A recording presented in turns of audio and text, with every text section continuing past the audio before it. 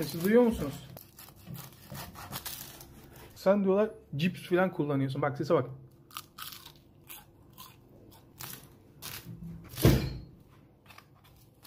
Bugün yemeği ben yapmıyorum. Artık kanal çok para kazandığı için eleman tuttum.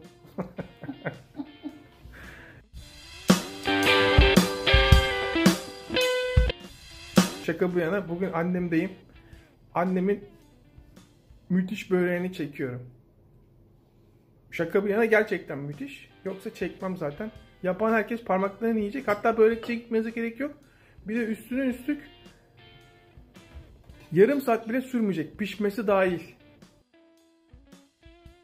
Bugünkünü tavukta yapıyoruz. Tavuk butlarını haşladık.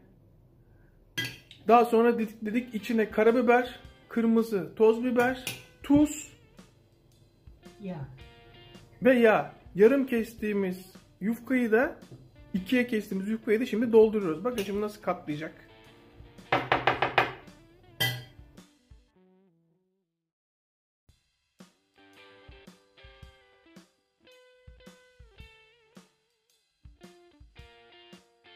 Sigara böreği gibi katlıyor. Büyük bir sigara böreği gibi düşünün. Sarıyor.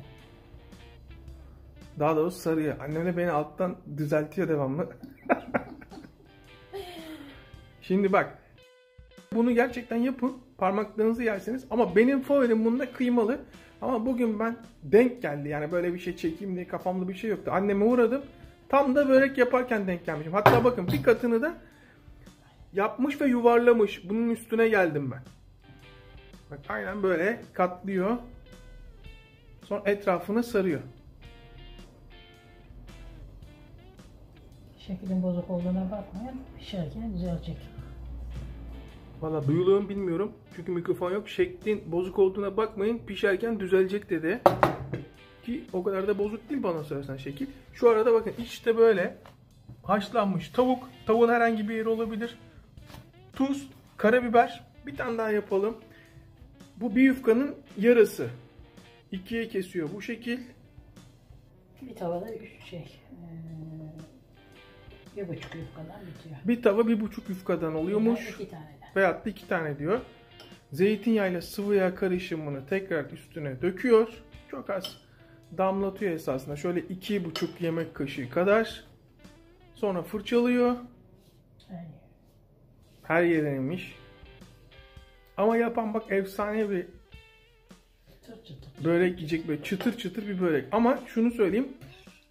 Kıymalı daha iyi. Benim favorim bu. Hatta geçen kıymalı pastırmalı yapmış. Bana sorarsanız yine de kıymalı iyi. Bir de üstüne üstlük bunu buzluğa atıp beklettiğiniz zaman çok daha lezzetli oluyor. Bir misafiriniz geldi mesela. Çıkartın buzdolabından. Tavada 2 dakikada pişirin. Peki bu fırında pişse nasıl olur? Olur değil mi? Ama üstüne yine yağlaması gerekir mi? Yumurta filan? Yağlasa yeter. Yağlasa yeter diyor. Tamam. İşte her zaman iş yerindeki tarifler gibi olmuyor. Ev tarifi gibisi yok.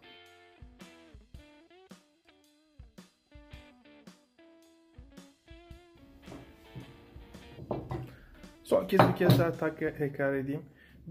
Çünkü açıklamada yazmıyorsun diyorlar. Vallahi uğraşamıyorum işten güçten. Bir yufkayı ikiye böldü. İkiye böldüğünü şu katlamasına bakalım. Evet.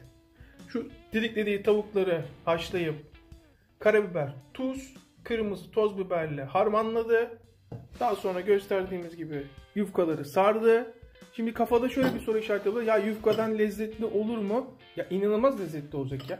Ve ne kadar sürdü bunu yapması? 5 dakika sürmedi değil mi? 5-6 dakika. Üstüne tekrardan yağlıyor. Ocağa koyacağız. Onu buzluğa koyalım. Millet nasıl koyduğunu görsün. Ne kadar nasıl sakladığını.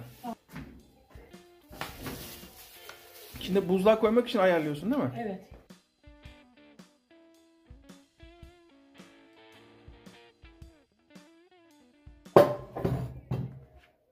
Evet. Bunu bu vaziyette koyup bir gece bekletiyorum. Buz tutuyor. Buzlu buzlu da kızartacağız. Buzlu buzlu. Buzlukta 6 ay saklanır. En baştan bir tane göstersene nasıl kestiğini. Herkes anlasın.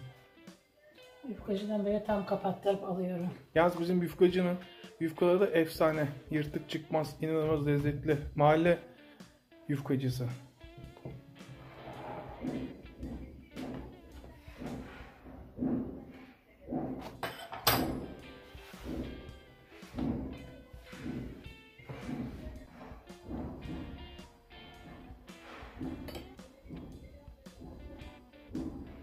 Yine. 3 kaşık. Peki bunun oranı var mı? Zeytinyağı ile sıvı yağının ne kadar olacak diye? Yok. Altına tekrar yerini iade. Hayır. Bu zeytinyağı sıvı yağ ayarlamışsın ya. Yarım Kasen bardak için. koydum. Yarım bardak ondan, yarım bardak sıvı yağ. Yarı yarıya. İstersen sadece zeytinyağı da olur, sıvı yağ da olur. Yufkayı yine ikiye böldük. Yarı yarıya ayarladığımız zeytinyağı ve sıvı yağ ile üstünü yağlıyoruz. Fırçayla geçtik.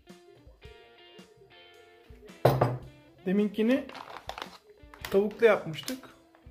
Bunu peynirli yapacağız. Maydanoz, lor peyniri mi kullanıyorsun? Lor peyniri. Biraz da normal peynir koysaydın ama neyse. Yok Sen yok, kendine sırf göre. lor olsun. Ama bana sorarsanız biraz da normal beyaz peynir koyarsanız daha İsteyen lezzetli olur. istediğini yapsın. Hatta direkt ben olsam direkt beyaz peynirden yaparım. Lor'a girmem. Artık maydanozla peynirin oranı size kalmış.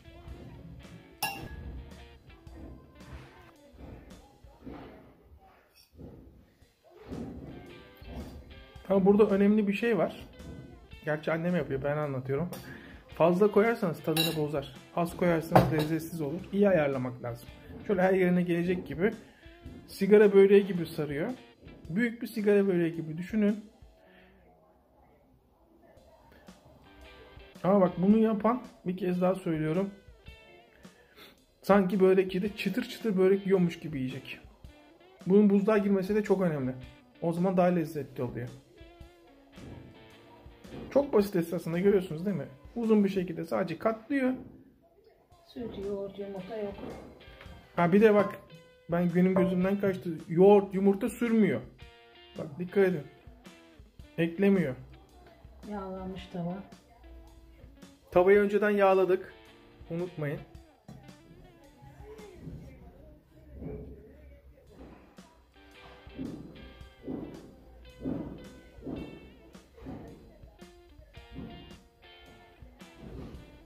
Anne sana da bir YouTube kanalı açalım. Anlayın. Teşekkür ederim.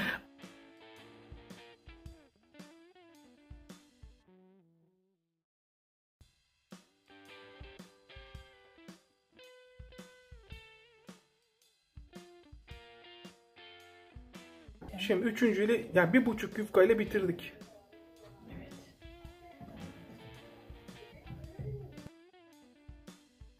İlk başta ocağın en küçük gözünü en güçlü şekilde yakıyoruz. 5 dakika oldu. Nasıl anlıyorsun? Biraz şişmiş sanki değil mi? Evet, kabardı. Bak. Bence iyi. Çok iyi çevirdin ha. Yoğurt sürmedi. Yumurta sürmedi. Kısık ateşte pişti. İlk başta altını en yüksekte açtık. Böyle çıtır çıtır hışırtı sesleri geldiği anda altını kıstık. Altını kapattık 15 dakika sonra.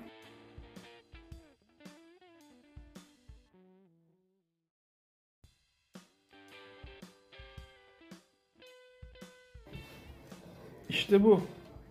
Sen yaptın, sen kes bak. Şunu göstermek istiyorum ya kesmeden. Bak, sese bak. Uf, çok sıcak.